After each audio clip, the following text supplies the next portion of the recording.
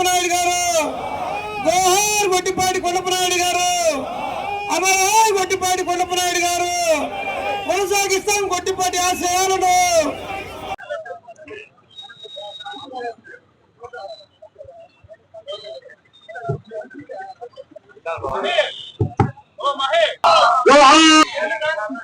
అందరూ దిగండి, మిగతా వాళ్ళు నివాళులు అర్పించే వాళ్ళు నివాళులు అర్పిస్తారు.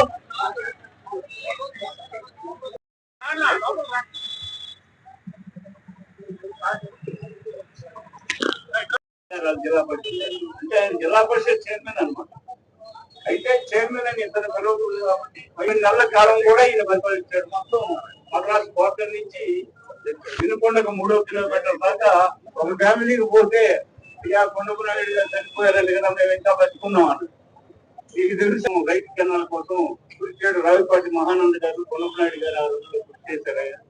పోతే ఈ మెట్ట ప్రాంతాన్ని నీటిపారుదల కలిగి కొండపనాయుడు చారిటబుల్ ట్రస్ట్ ఆధ్వర్యంలో గొట్టిపాటి కొండపనాయుడు గారి 24వ వర్ధంతి కార్యక్రమం ప్రతి ఏటా జరిపే విధంగా ఈ ఏడు కూడా మరి జరుపుతా ఉన్నాం. ఈ కార్యక్రమానికి ముఖ్య అతిథిగా కావలి అభివృద్ధి ప్రదాత గౌరవనీయులు మన ప్రీతం శాసనసభ్యులు జగమాటి వెంకటకృష్ణారెడ్డి గారు ఇచ్చేశారు. ఆయనకు ముందుగా మా ట్రస్ట్ తరఫున ధన్యవాదాలు తెలియజేస్తా ఉన్నాం. మేము కోరగానే వచ్చినందుకు ముందుగా ధన్యవాదాలు తెలియజేస్తూ, అలాగే సుధాకర్ గారు, సిపిఎం శ్రీవల్లన్న, దామ అంకన్న, వివిధ పార్టీ నుంచి పిలిచిన వాళ్ళందరూ కూడా మాక్సిమం అందరూ వచ్చారు. వాళ్ళందరికీ తెలుగుదేశం పార్టీ నాయకులకు, బీజేపీ నాయకులకు, జనసేన నాయకులకి, కార్యకర్తలకి, గొట్టిపాటి అభిమానులకి అందరికి కూడా చారిటబుల్ ట్రస్ట్ తరఫున, కుటుంబ సభ్యుల తరఫున పేరు పేరుగా అభినందనలు, ధన్యవాదాలు తెలియజేస్తా ఉన్నాం. కొండపనాయుడు గారు 2002లో మరణించారు. 24 సంవత్సరాలు పూర్తయింది.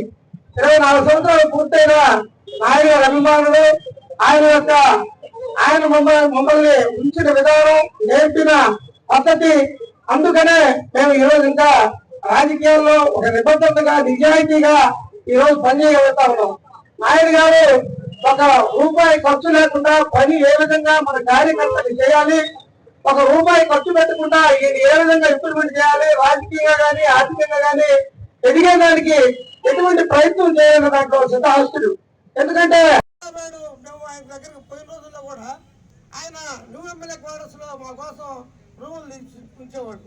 బయట రూమ్ తీసుకుంటే చాలా ఎక్కువ ఖర్చు రాబాయి, ఇక్కడే ఉండండి, ఎమ్మెల్యే పాసులు తీసుకొని రూములు పెడితే 2 పంచులు ఇచ్చేవాడు. ఒకటి పరుచుకుంటారా, ఇంకోటి కప్పుకుంటారు అనేవాడు. తెచ్చిన సూట్ కేసు తల కింద పెట్టుకొని ఒకటి పరుచుకొని ఒకటి కప్పుకొని, అది 50 రూపాయలు ఎంత ఉంటుంది అనుకుంటా అక్కడ రూమ్. అది ఆ రూము అది ఎమ్మెల్యే వాళ్ళు కాబట్టి మనకి ఆ డబ్బులు కూడా మనకు పడే కాదు. భోజనం కూడా బయట చేయబాకండి, కింద మనవాళ్ళది ఆత్మకూర వాళ్ళది మెస్, ఆ మెస్లో తింటే మనకు చాలా తక్కువ వస్తుంది, కన్స్ట్రక్షన్ వస్తుంది, రుచిగా ఉంటుంది అని చెప్పేవాడు. అంటే పెద్ద ఆయన వచ్చిన కార్యకర్తని, వచ్చిన ప్రజల్ని, ఎవరినైనా కానీ వీళ్ళు ఏ విధంగా సేఫ్ గా ఖర్చు లేకుండా హైదరాబాద్కి వచ్చినా కానీ ఏ విధంగా ఖర్చులతో మాత్రమే, రానుబాలు ఖర్చులతో మాత్రమే ఎట్లా రావాలా, ఎట్లా చేయాలా, మన కార్యకర్తలు మనం ఎట్లా కాపాడుకోవాలనేది ఆయనకు తెలిసినంత గౌరవం తెలుసున్నదనేది నాకు అభిప్రాయం.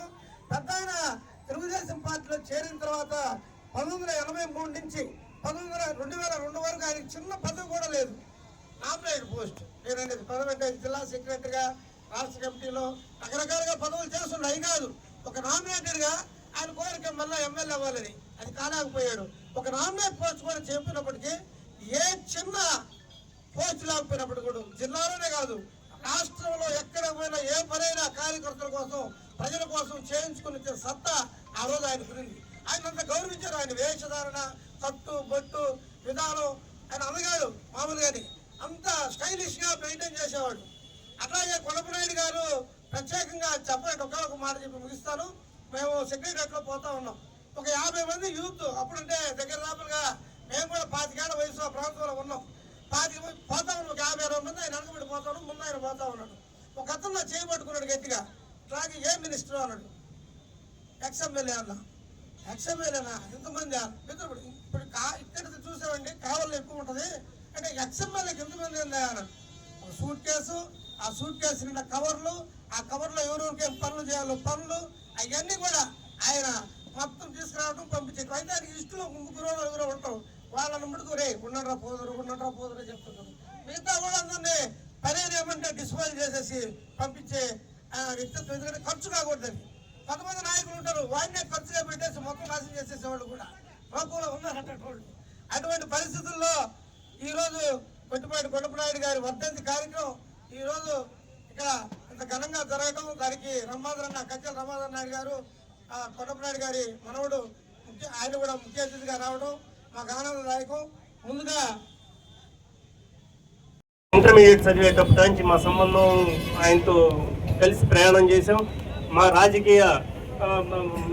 రాజకీయం నేర్పిందే ఆయన దగ్గర నేర్చుకున్నాం. ఆయన దగ్గర నుంచి మేము దాదాపు ఇక్కడున్న నా సమకాలీకుల్లో ఒక 15-20 మంది ప్రతి సంవత్సరం ఈ రోజునే మేము కలవడం జరుగుతూ ఉంటుంది. ఎక్కువగా ఒకటే విషయం ముగిస్తా ఉన్నాను. నేను గొట్టిపాటి కొండపనాయుడు గారి దగ్గర శిష్యరికం చేసిన ఏ రాజకీయ నాయకుడైనా సమాజంలో ఏదైనా చెడ్డ పని చేసినట్టు కానీ, చీటింగ్ పని చేసినట్టు కానీ ఒక్కడిని కూడా మీరు వేలెత్తి చూపించలేరు. అది మేము ఆయన దగ్గర నేర్చుకున్న ముఖ్యమైన ఘట్టమని చెప్తూ సెలవు తీసుకుంటున్నాం. ఇక్కడికి విచ్చేసిన పెద్దలకి, సభకి ముఖ్య అతిథిగా విచ్చేసినటువంటి మన ఎమ్మెల్యే కావ్య కృష్ణారెడ్డి గారితో పాటు ప్రతి పార్టీ అనేక పార్టీల నుంచి విచ్చేసినటువంటి పెద్దలకి, జనసేన పార్టీ తరఫున అందరికి కూడా ఈరోజు నమస్కారాలు తెలియజేసుకుంటూ, నేను ఇంతకుముందు కూడా 2-3 సార్లు గొట్టిపాటి గారి వర్ధంతి అయితేనేమి, జయంతి అయితే కార్యక్రమాలకి రావడం జరిగింది. మన వీళ్ళు 24 సంవత్సరాల నుంచి గుర్తుపెట్టుకొని, అంటే ఒక వ్యక్తిని 24 సంవత్సరాలుగా వాళ్ళ అభిమానులు చిన్న వయసులోనే రాజకీయాలకు వచ్చి, ఊహతెలియని వయసులో వచ్చి వారికి ఒక వెన్నుదన్నుగా నిలబడి వారిని ఇన్ని రోజులు ఒక గురువు గారిగా భావిస్తూ ఇంతమంది వింటుంటే ఎంతో స్ఫూర్తిదాయకం అనిపిస్తుంది వారి జీవితం. వారు రచించినటువంటి 4 పుస్తకాలు ఉన్నాయి, ఇందాకెవరో చెప్పారు. వాటిని కూడా చదివితే మీరందరికీ కూడా చాలా జ్ఞానం కలుగుతుంది. రాబోయే రోజుల్లో ఎంతో మందికి స్ఫూర్తిదాయకంగా నిలబడడానికి కూడా ఎంతో ఆస్కారం ఉంటుంది. ఇప్పుడు రాబోయే యువతకు కూడా ఇతన్ని ఎంతో ఆదర్శంగా తీసుకోవాల్సిన ఆవశ్యకత ఎంతో ఉంది.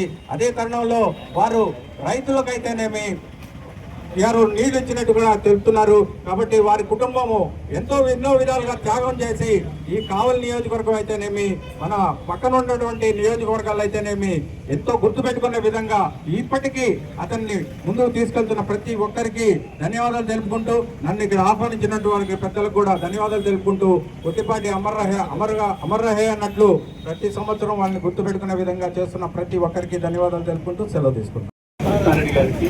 ఈ సభకు విచ్చేసినటువంటి వివిధ రాజకీయ పార్టీల ప్రతినిధులు, పత్రికా విలేకరులందరూ కూడా భారత కమ్యూనిస్టు పార్టీ తరఫున ధన్యవాదాలు తెలియజేస్తూ, 24 సంవత్సరాల అనంతరం కూడా కొండపనాయుడు అనేటటువంటి ఒక వ్యక్తికి సంబంధించి ఈరోజు సమావేశం అంటే వందలాది మంది రావడం అంటే నైతిక విలువలతో కూడిన రాజకీయాలు చేసిన కారణంగానే ఈరోజు మనం అందరం రాగలుగుతున్నాము, చెప్పగలుగుతున్నాము. అలాగే శ్రీరామన్న గారు చెప్పినట్టుగా మనం ఈరోజు ఆయన సమావేశం జరుగుతున్నాగా వర్ధంతి సభ జరుపుతున్నామంటే 24 సంవత్సరాల తర్వాత ఇంతమంది ఈ విధంగా వస్తున్నారంటే ఆయన రాజకీయ నైతిక విలువలను భావితరాలకు తెలియజేయాల్సిన అవసరం ఉంది. ఈరోజు ఎంత ఎక్కువగా తిట్టగలిగితే వాడు సమర్థుడైన రాజకీయ నాయకులు అనేటటువంటి పరిస్థితుల్లో మనం ఉన్నాము. ఆ నీచమైన సంస్కృతిని తిప్పి కొట్టడానికి కొండపనాయుడు లాంటి వాళ్ళ రాజకీయ జీవితాన్ని లేదా చిన్న పుస్తక రూపంలో కానీ, కరపత్ర రూపంలో కానీ తెలియజేయడం ద్వారా ఈ ప్రాంత ప్రజానికానికి ప్రత్యేకించి యువతకు ఉపయోగపడుతుందని చెప్పి తెలియజేస్తున్నాను. అలాగే కొండపనాయుడు గారంటే నెల్లూరు జిల్లాలో ఎంతో ప్రభావితం కలిగిన రెడ్డి గారు ఉన్నప్పటికీ ఈ ఉత్తరం వైపు రావాలంటే కొండపనాయుడు గురించి ఒక అడుగు ఆలోచించుకోవాల్సిన పరిస్థితి కలిగే పద్ధతుల్లో ఆయన రాజకీయాలు చేశాడంటే జనానికి ఆయన ఎంత దగ్గరగా ఉన్నారో అర్థమవుతుంది. ఈ సమావేశం ఇచ్చేయడానికి కూడా కారణం ఆయన యొక్క రాజకీయ అనుభవం, అలాగే జనంతో, కార్యకర్తలతో ఆయనకు ఉన్నటువంటి అవినాభావ సంబంధం ద్వారానే ఎంతమంది రాగలిగినారు. ఈ నిర్వాహకులకు ధన్యవాదాలు తెలియజేస్తూ సెలవు తీసుకుంటున్నాను. రైతు జన బాంధవుడు స్వర్గీయ గొట్టిపాటి కొండపనాయుడు గారి 24వ వర్ధంతి సందర్భంగా ఇటువంటి మంచి కార్యక్రమాన్ని ప్రజలందరూ కూడా గుర్తించే విధంగా ఈ రోజున చేసినటువంటి గొట్టిపాటి చారిటబుల్ ట్రస్ట్ వారికి ఈ సభావేదిక ధన్యవాదాలు తెలియజేసుకుంటూ, ఇటువంటి మహనీయుల యొక్క వర్ధంతులు జయంతులు మనం జరుపుకుంటున్నామంటే భావి తరాలకు వారు స్ఫూర్తిదాయకంగా నిలిచారు కాబట్టి వారి యొక్క వర్ధంతులు జయంతులు మనం ఈ రోజున జరుపుకుంటున్నాం. వారిని మనం గుర్తుంచుకుంటూ వారి యొక్క ఆశయాలను మనం కొనసాగించుకుంటూ గొట్టిపాటి ఆశయాలు ఏమున్నాయి, పేద ప్రజలకు, బడుగు బలహీన వర్గాలకు, రైతులకు ఆయన చేసినటువంటి సేవలు, అవే సేవలు ఈ రోజున రాజకీయాల్లో ఉన్నటువంటి ప్రతి నాయకుడు కూడా గుర్తుపెట్టుకొని ఆ సేవలో నడవాలని కోరుకుంటూ ఈనాటి ఈ కార్యక్రమానికి ముఖ్య అతిథులుగా విచ్చేసినటువంటి మన ప్రీతం నాయకులు కావలి నియోజకవర్గ శాసనసభ్యులు కృష్ణారెడ్డి గారికి, వారి కుటుంబ సభ్యులు రమాధర్ నాయుడు గారికి, అదేవిధంగా చారిటబుల్ ట్రస్ట్ సభ్యులందరికీ, గొట్టిపాటి అభిమానులందరికీ కూడా ఈ సందర్భంగా నా ధన్యవాదాలు తెలియజేసుకుంటూ సెలవు తీసుకుంటాను. థ్యాంక్ యూ అన్న. జోహార్ గొట్టిపాటి.